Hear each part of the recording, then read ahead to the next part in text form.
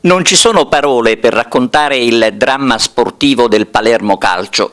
Non ci possono essere perché si rischierebbe di scivolare anche nel volgare. La vicenda è talmente assurda che appare incredibile. Qualcosa di simile è stata vissuta da altri tifosi a noi vicini.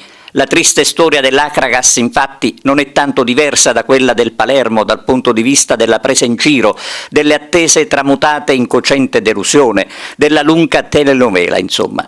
La rabbia dei tifosi palermitani è legittima, ma non serve a salvare la faccia, come non è servita ad Agrigento. Serve casomai a far sapere che nessuno è fesso al punto da credere a tutto quanto in queste ore viene raccontato in giro.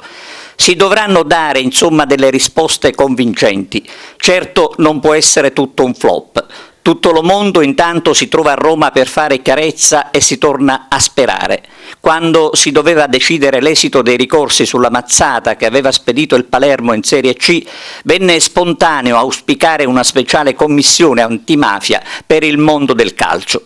Adesso, di fronte alla nuova sconcertante vicenda, l'unico auspicio è quello di vedere tornare il sereno sulla città di Palermo senza bisogno di altri ricorsi, ma semplicemente facendo valere il buonsenso e chiarendo ogni cosa, anche perché un fondo di verità ci deve essere e bisogna crederci.